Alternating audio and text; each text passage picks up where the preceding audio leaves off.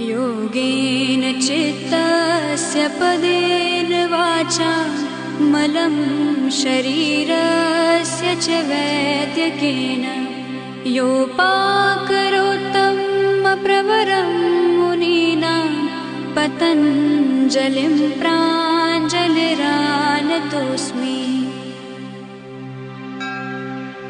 योगेन चित्तस्य पदेन वाचा मलं शरीरस्य च वैद्यकेन योपाकरोत्तमप्रवरं मुनीनां पतञ्जलिं प्राञ्जलिरानतोऽस्मि।